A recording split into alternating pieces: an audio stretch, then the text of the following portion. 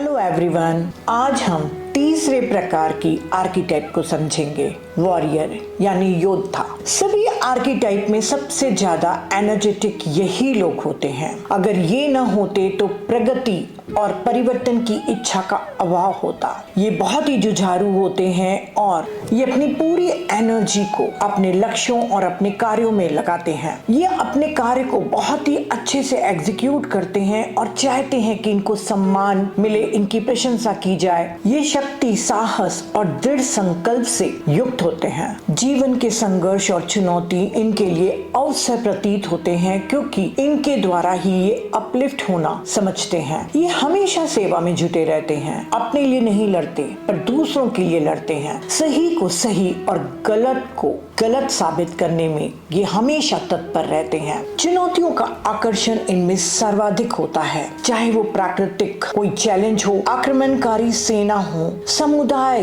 या समाज में कोई भी अन्याय हो, जैसे विधवाओं के लिए या अनाथों के लिए। ऐसे लोगों के लिए ये न्याय के लिए बहुत ज्यादा लड़ते हैं। ये कभी भी अपने लिए नहीं लड़ते, ये हमेशा दूसरों के लिए लड़ते हैं, जो इनको खुशी प्रदान करता है। जब बाहरी लड़ाई न हो तब भी इनके अंदर एक आंतरिक युद्ध चलता है, क्योंकि इनकी एनर्जी को हमेशा एक ऐसे संघर्ष, एक चैलेंज का सामना करते रहना है। इसीलिए कोई भी संघर्ष हो, ये आखिरी दम तक लड़ते ही रहते हैं। इन्हें आश्चर्य होता है कि लोग साहसी क्यों नहीं, महत्वाकांक्षी क्यों नहीं अपने न्याय के लिए ये लड़ते हैं। और लोगों को आश्चर्य होता है कि ये किसी भी काम के लिए इतनी एनर्जी क्यों डालता है, क्योंकि कभी कभी वॉरियर ऐसे मुद्दों पर भी अपनी एनर्जी खर्च करता है जो कि बहुत महत्वपूर्ण नहीं है, तो लोग इन पर आश्चर्य करते हैं। इसके लिए आराम करना मुश्किल है। अगर आराम भी करना पड़े तब भी, जैसे मैंने कहा, आंतरिक युद्ध, इसकी कल्पनाओं में भी कोई न कोई संघर्ष या कोई न कोई लक्ष्य के प्रति प्रेरणा पाते ही रहते हैं। इनकी विशेषता है शहादत, शहीदी, मार्टरडम, और उसके पीछे का डर है अयोग्यता का डर, नाकाबिलियत का डर। ये डर हेल्पर और हीलर में भी होता है, पर उनका डर बाहरी एबिलिटीज पे होता है। और मार्टरडम का डर इनर वर्थ की तरफ होता है। जब इनको लगता है कि इनका मूल्य कम आंका जा रहा है या जिस सम्मान को पाने के ये लायक हैं, इनको सम्मान नहीं दिया जा रहा, तो ये हर्ट हो जाते हैं। ये तीन चीजों से सबसे ज्यादा नफरत करते हैं: इग्नोर होना, रिजेक्शन या अबेंडन।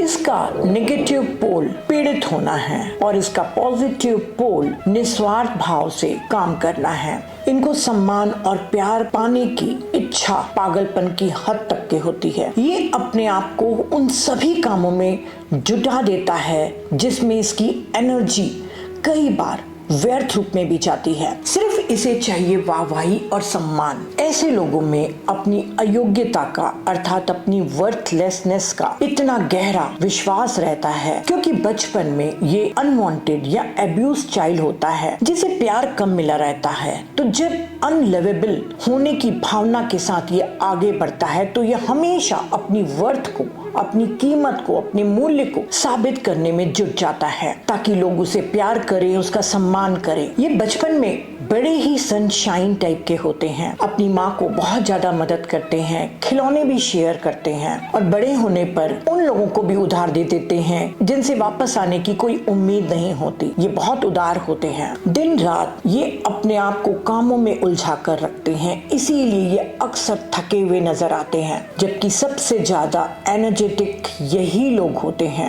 जैसे जैसे साल बढ़ते जाता है, इनका डर भी बढ़ते जाता है और ये इस तरीके से अपनी सफलता, अपने सम्मान के एडिक्शन में फंस जाते हैं कि ये अपने आप को टारगेट बनना भी मंजूर कर लेते हैं। ब्लेम और गिल्ट दोनों केंद्रीय भूमिका इसके जीवन में निभाते हैं। दूसरों को ब्लेम करता है और खुद को गिल्ट में रखता है, और फिर से सोचता है कि अब मैं कोई भी ऐसा काम नहीं करूंगा और कोई भी बर्डन नहीं उठाऊंगा। पर बहुत जल्दी ही फिर से वो बर्डन उठाने के लिए तैयार हो जाता है, और फिर से वो एक साइकिल चलती है, दूसरों को और अपने आप को गिल्ट में रखना और दूसरों को लगातार ब्लेम करते रहना।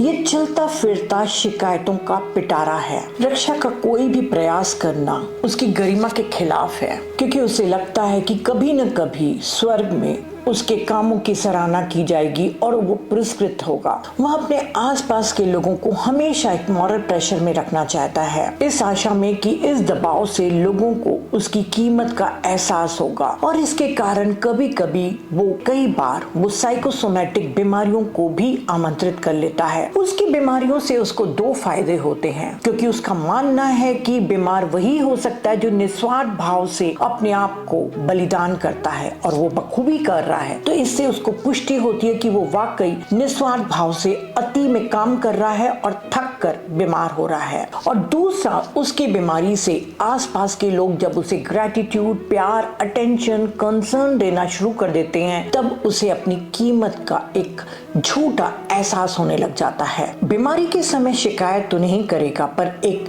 तिरस्कार भरी आहें जरूर भरता रहेगा, ताकि लोगों पर प्रेशर बना रहे और लोग उसकी सेवा में हमेशा जुटे रहें। ये सब तो उसे बीमारी में मिलते ही हैं, पर वो ये नहीं समझता कि इन सब के कारण ही उसने अपने स्वास्थ्य को खोया है। बिना स्वास्थ्य को खोए भी उसे ये मिल सकता है यदि वो अपने अयोग्यता के डर से बाहर निकल सके। वह शब्दों से नहीं बल्कि अपने व्यवहार के माध्यम से सम्मान पाना चाहता है। वो चाहता है कि लोग उसकी जरूरतों को समझें और स्वयं ही पूरा कर दें। अगर वो अपनी जरूरतों को या अपनी हेल्प के लिए किसी को कहेगा तो उसकी अयोग्यता की पुष्टि हो जाएगी। पर यदि कोई उसकी हेल्प करेगा या उसके लिए कोई चीज लाएगा तो वो नाराज होएगा कि मुझसे पूछा क्यों नहीं गया, क्योंकि उसके कुछ भी चीज स्वीकार करने में उसे परेशानी होती है। वह आसानी से ब्लैकमेल हो जाता है। यदि थोड़ा बहुत भी सम्मान पाता है तो उनके साथ वो काम करने को राजी हो जाता है, क्योंकि उस छोटे से सम्मान में भी उसको सेल्फ वर्थ की खुशबू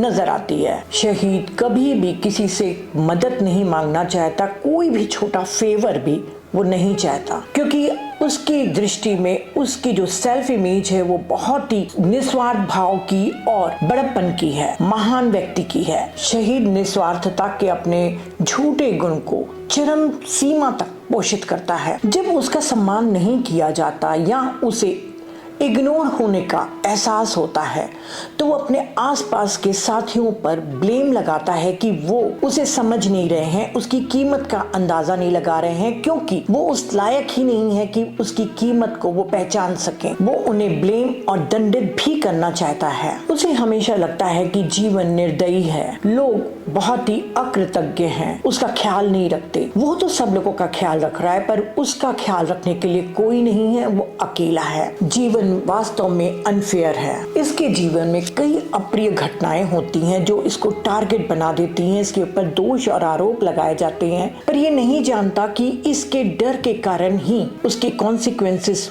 वो खुद बना रहा है। ये अपने प्रति ही उसका सेल्फ पनिशमेंट है। वह पहचान और सामान्य मांगों का भी परित्याग कर देता है। एक छोटा सा पेंशन या कोई कंफर्ट भी वो ठुकरा सकता है कि नहीं नहीं मैं ठीक हूँ, क्योंकि ये बहुत ही ज्यादा स्वाभिमानी होते हैं। वह इस तथ्य के लिए प्रशंसा पाना चाहता है कि वह कितना सेल्फलेसली काम कर रहा है। शहीद आलोचना नहीं सह सकता। अगर जरा सी भी कोई आलोचना करे तो उसके ऊपर दुखों का पहाड़ टूट पड़ता है, क्योंकि उसके इनर वर्थ को चैलेंज मिलता है। वह सब कुछ स्वयं करना चाहता है, दूसरों को दूर रखना चाहता है और किसी से भी वो हेल्प को स्वीकार नहीं करता, जबकि वो वाकई नीडी पोजीशन में है। वह हमेशा अपने सेल्फलेस वाले व्यवहार और सेवा के कारण प्यार और सम्मान पाना चाहता है। वह नहीं समझता कि उसकी वर्थ सिर्फ उसके कार्यों तक ही सीमित नहीं है। उसकी आत्मा, उसका अस्तित्व का मूल्य भी स्वयं है और उसे अपनी योग्यता को साबित करने की इतनी ज्यादा जरूरत नहीं है। यह अक्सर शिकायत करता है कि लोग उसका शोषण कर रहे हैं, पर उसके पास बहुत कम संभावनाएं हैं ये देखने के लिए कि उसका कारण वह स्वयं है। अयोग्यता के मूल भय वाला व्यक्ति हमेशा योग्य व्यक्ति बनने की लालसा रखता है। उसे लगता है कि उसकी योग्यता उसके सेल्फलेस कार्यों के द्वारा ही प्राप्त की जा सकती है, इसीलिए वो पूरे समय अपने जीवन को सैक्रिफाइस करते रहता है। वह भूल गया है कि उसकी आत्मा की अमूल्यता और शाश्वत मूल्य है। इसे न तो दिया जा सकता है न कभी लिया जा सकता है। यह उसकी संपत्ति है, उसका निर्विवाद अधिकार है। ऐसा व्यक्ति अपनी स्वयं मदद कर सकता है जब वो अपने आत्मा के मूल्य को समझे जो अतुलनीय है, अद्वितीय है, और इसके लव्ड वंस इसको समझाएं कि इसका मूल्य सिर्फ इसके कार्यों के द्वारा ही नहीं आंका जाता। अगर ये कभी कम भी काम करे, थोड़ा अहंकारी भी हो जाए और अपने लिए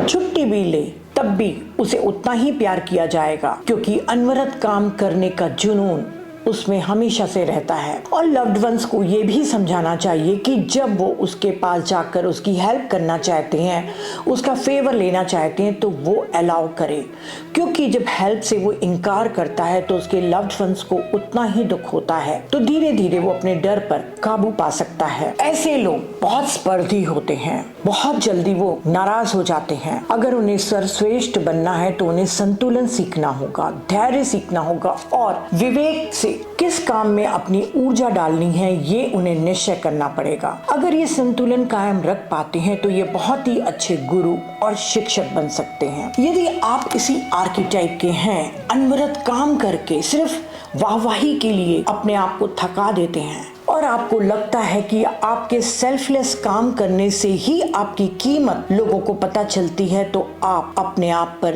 ध्यान देना शुरू करिए। आप इसे अच्छे से समझिए और अपनी एनर्जी को सही दिशा में लगाइए और इतना भी अपने आप को मत थका दीजिए कि आप अपनी जिंदगी को ही न जी पाएं। सेवा करना बहुत अच्छा गुण है, परंतु अपने लिए जीना उससे बड़ा महत्वपूर्ण काम है। तो चलिए, थैंक यू।